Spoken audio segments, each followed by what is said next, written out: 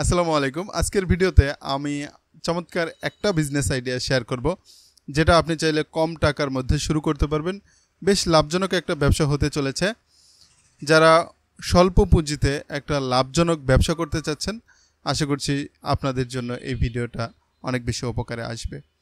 ভিডিওটা শেষ পর্যন্ত দেখুন, কোনো পার্ট মিস করা যাবে না, তাহলে হয়তোবা আপনি অনেক কিছু শেখা থেকে বঞ্চিত হবেন। আপনারা অনেকেই জানেন আমাদের এই চ্যানেলের ভিডিওগুলো বেশ ভালো পারফর্ম করতেছে, তাই আপনি যদি আপনার ব্যবসা প্রতিষ্ঠানের প্রচার প্রসার করতে চান তাহলে আমাদের সঙ্গে যোগাযোগ করতে পারেন। স্ক্রিনে হোয়াটসঅ্যাপ নাম্বার দেওয়া থাকবে। যে কোনো ধরনের স্পন্সরশিপের জন্য আমরা রেডি আছি।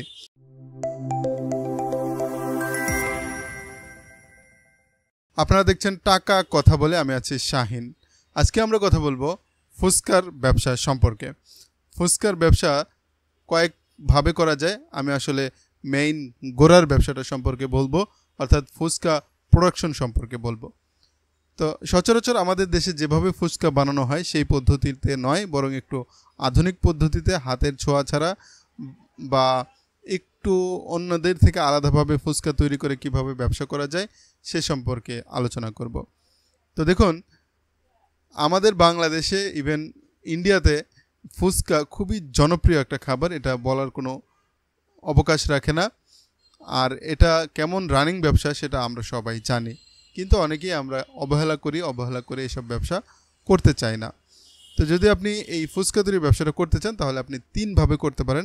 প্রথমটা হচ্ছে ফুচকা উৎপাদন করা, নিজে বানিয়ে সেটা মার্কেটে সাপ্লাই দেওয়া। যারা যারা ফুচকা বানিয়ে বিক্রি করে, মানে ফুচকা খুচরা বিক্রি করে রিটেইলার পর্যায়ে, তাদের কাছে আপনি পাইকারি ফুচকা সরবরাহ করবেন। দ্বিতীয় উপায়টা হচ্ছে আপনি বিভিন্ন অনুষ্ঠানে ফুচকা ডেলিভারি দেবেন।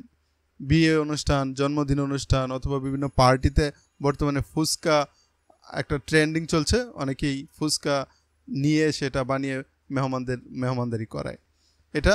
আর তৃতীয় হচ্ছে আপনি নিজে একটা ভালো বাজারে ভালো পজিশনে দোকান নিয়ে সেখানে ফুচকা বিক্রি করা।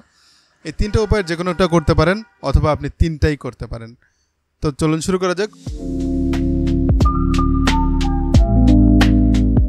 প্রথমেই আপনাকে নির্বাচন করতে হবে একটা মেশিন আপনি বিভিন্ন দামের পেয়ে যাবেন। ইন্ডিয়া থেকে অথবা চায়না থেকে আপনি মেশিন আনতে পারেন। যদিও ইন্ডিয়া থেকে বর্তমানে অনেক এক্সপোর্ট ইম্পোর্টের ঝামেলা চলছে, তারপরেও আমার মনে হয় মেশিনারিজের উপরে এখনও নিষেধাজ্ঞা আসেনি। আপনি যারা এক্সপোর্ট ইম্পোর্ট ব্যবসা করে তাদের সঙ্গে আপনি যোগাযোগ করলে এই মেশিনগুলো আনতে পারবেন।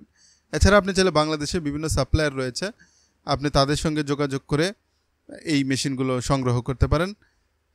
এই মেশিন আপনি বিভিন্ন দামে পেয়ে যাবেন। আপনার 50,000 থেকে শুরু করে 2 লক্ষ 3 লক্ষ বিভিন্ন দামে আপনি এই মেশিন পেয়ে যাবেন। এই মেশিন কিনে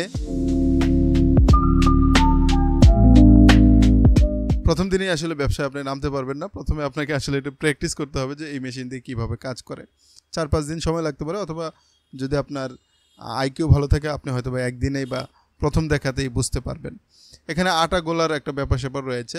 সঠিক কতটুকু পরিমাণে আটার সাথে কতটুকু পানি বা অন্যান্য ইনগ্রেডিয়েন্ট মেশাতে হয় সেটার সঠিক পরিমাপটা বুঝতে পারলে এটা বানানো খুব সহজ। মেশিন কেনার আগে অথবা পরে আপনাকে একটা ভালো স্থান নির্বাচন করতে হবে। যদি আপনি পাইকারি সেল দেন তাহলে তো আর আপনাকে ভালো স্থান দরকার নেই। আপনি যে কোনো একটা জায়গায় দোকান অথবা বাসাবাড়িতে আপনি একটা মেশিন বসিয়ে নেবেন, নিয়ে সেখানে প্রোডাকশন করবেন, করে তারপরে আপনি বিভিন্ন এলাকায় সাপ্লাই দেবেন। এক্ষেত্রে আপনার ভালো পজিশনের দরকার নেই। আর যদি এছাড়া আপনি বিভিন্ন অনুষ্ঠানে সাপ্লাই দিতে গেলেও এত ভালো পজিশনের দরকার নেই। কিন্তু যদি আপনি দোকানে খুচরা পর্যায়ে ফুচকা বিক্রি করতে চান, সেক্ষেত্রে আপনার একটা ভালো পজিশন দরকার আছে। আপনি যে এলাকায় থাকেন সে এলাকায় আপনি নিশ্চয়ই জানেন কোন এলাকাটা সবচেয়ে বেশি জনকোলাহলপূর্ণ, অথবা কোন এলাকায় বেশি পর্যটক থাকে, অথবা বিশেষ করে মেয়েরা কোন এলাকাগুলোতে বেশি ঘোরাঘুরি করে। তো সেই সব এলাকাগুলোতে আপনি একটা দোকান নেবেন। প্রয়োজনে আপনি ফুটপাতেও বসতে পারেন একটা ভ্যান গাড়ি নিয়ে অথবা টং দোকান নিয়ে। তারপরে আপনি যদি দেখা যায় যে আপনি মেশিনও কিনলেন, আপনি অনুষ্ঠানেও ডেলিভারি দিচ্ছেন, পাশাপাশি আপনি একটা ছোট্ট দোকানও নিয়ে নিলেন। দেখা গেলো সারাদিন আপনি সাপ্লাই দিলেন মাল, আর বিকালবেলা বা সন্ধ্যাবেলা আপনি দোকানে বসলে আপনি নিজেও ফুচকা বিক্রি করলেন। তাহলে এভাবেও কিন্তু চমৎকার ব্যবসা করা যায়। অথবা একটা ছেলে রেখে দিলেন যাকে আপনি একটা নির্দিষ্ট পরিমাণ বেতন দেবেন, সে আপনার এখানে কাজ করবে আর আপনি পাইকারি ব্যবসা নিয়ে ব্যস্ত থাকবেন। তো এভাবেও করা যায়। এখন আসি লাভের হিসাবে। লাভের হিসাব বলতে গেলে এই ব্যবসাতে অনেক সময় 50-50 প্রফিট বা তার চেয়েও বেশি প্রফিট থাকে।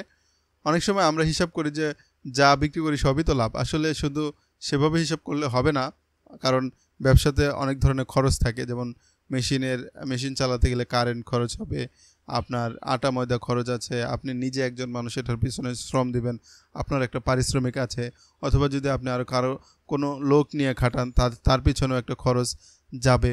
তো এভাবে ওভারঅল খরচ বাদ দিয়ে তো তারপরে আমাদের নেট প্রফিট থাকবে, তাই না? তো সেক্ষেত্রে আমি বলতে পারি আপনার 50% অনায়াসেই এখানে প্রফিট করা সম্ভব। তো দিনে যদি আপনি দেখা যায় যে 5,000 টাকা বিক্রি করতে পারেন, তাহলে 2,500 টাকা আপনার প্রফিট নিশ্চিত থাকবে। এটা দ্বিতীয়বার বলার কিছু নেই। বর্তমানে যে কোনো ব্যবসায়ী আসলে ভাইরাল হওয়া বা ব্র্যান্ডিং বিষয়টাকে প্রাধান্য দেওয়া হচ্ছে। আপনি যদি ফুচকার ব্যবসাও করেন, আপনি চাইলে মার্কেটিংয়ে সময় দিতে পারেন। আপনি যদি ফেসবুক অথবা টিকটক অথবা ইউটিউবে আপনার দোকানের বিভিন্ন ধরনের কন্টেন্ট আপলোড করতে থাকেন, তাহলে দেখা যায় যে একটা সময় আপনার দোকানের পরিচিতি আপনার এলাকার পাশাপাশি সারা বাংলাদেশে ছড়িয়ে পড়বে।